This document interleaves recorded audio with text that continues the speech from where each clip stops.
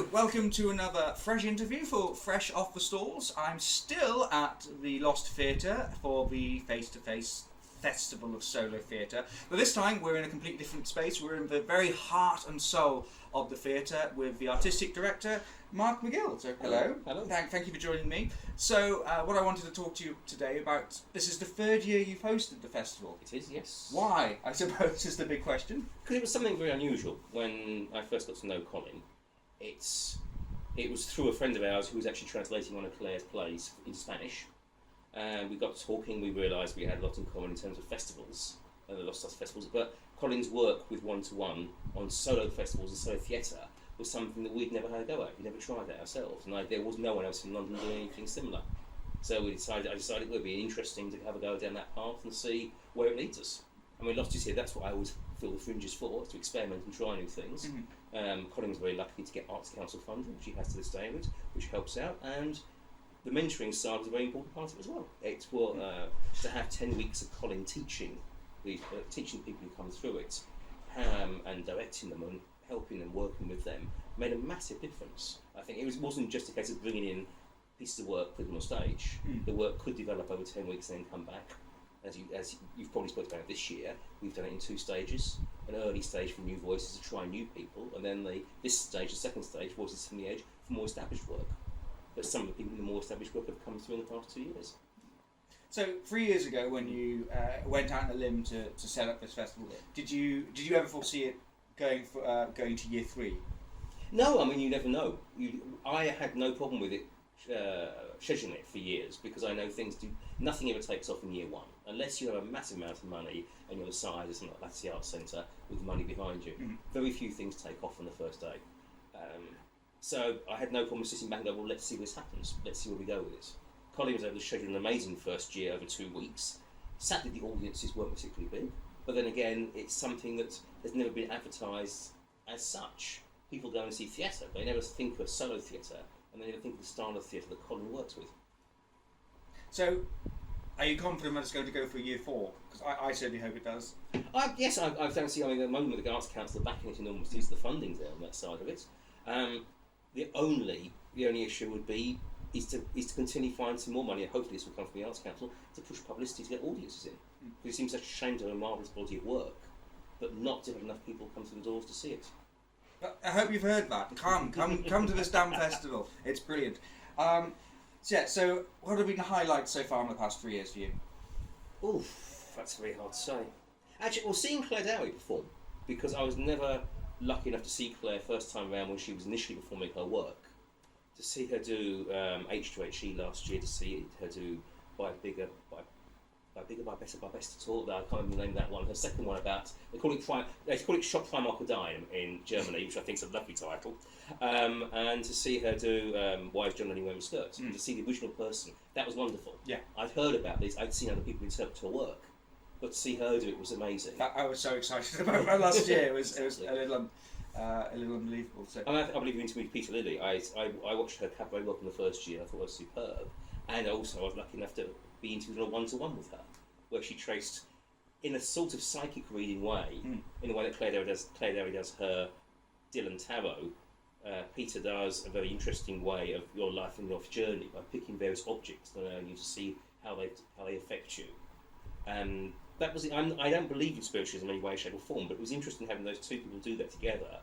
How things come out. It's obviously, you're radiating something you don't realise. Yeah.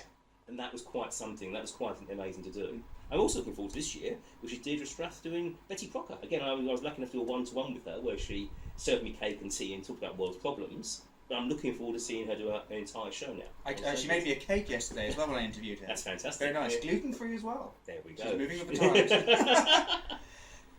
Any lowlights? Any particular challenges that have stuck you? Yes, and this is not saying anything behind Colin's back. We've spoken about openly about that. Is to increase the quality and the number of people coming into the festival. There are a lot of festivals, writing festivals in London, and obviously Lost does its own. We do a 5-minute festival, we also do a 1-act festival, and we get a lot of individual pieces coming to those festivals. Where I said what I said before, where Colin is unique is that he spends 10 weeks mentoring these people and working with them. Pause, that's all. Yep, we'll be right back. yes, as I was saying, there's a huge amount of new writing festivals in London, but I think that the challenge is to get people to realise that what Colin does is unique. He mentors people for 10 weeks. You're not just sending a script in and told to get on stage and get on with it. And that's a big difference. And I think a lot of people sometimes shy away from that, simply because they feel their writing is their own, especially often younger writers. They feel their writing is their own. They're often, as youth is cocksure, they think they know better, and therefore they want to do it their way. That's wonderful, and that's what youth is about. However, the problem there is that they will put their writing into other festivals, and it doesn't necessarily come to us. I think I've seen a huge amount of writing out there with benefits come to us, and that's the challenge for the next few years, is to find these people to stop them just going to ordinary festivals and say, look what else we can add. I mean, and this could be quite a mean question, but it's not supposed to be mean. Do you think the location of the theatre makes it difficult or make it a challenge in any way? I've always found it really easy to get to. So.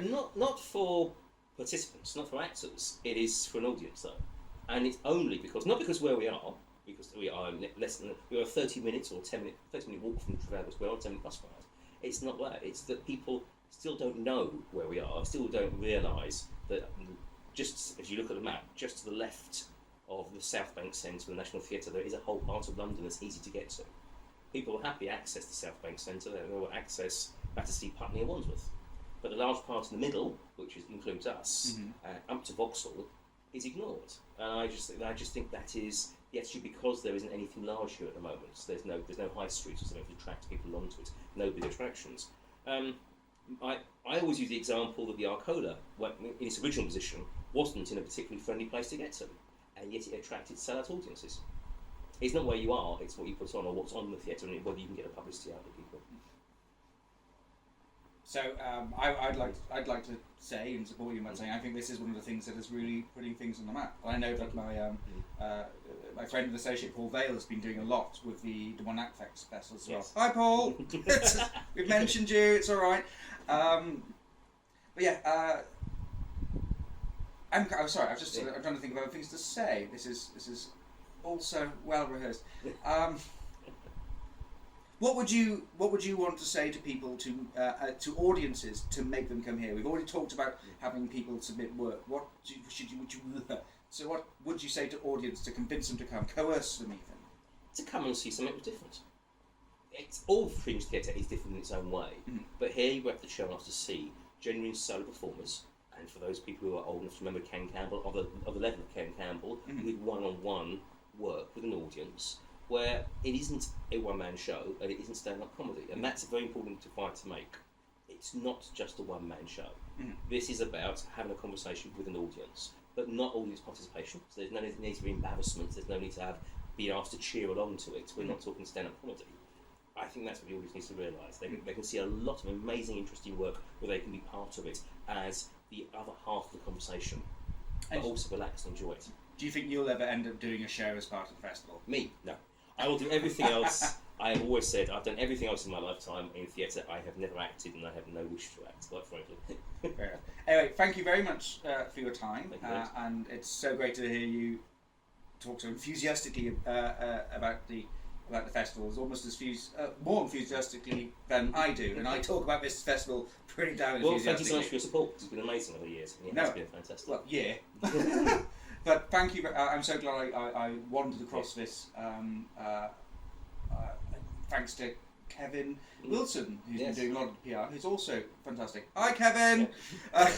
So, thank you very much for your time, and I shall see you with more interviews and more actual fresh upper stalls when the theatre festival actually kicks off. So, thank you guys for your time as well. Goodbye. Bye. Come on, turn off.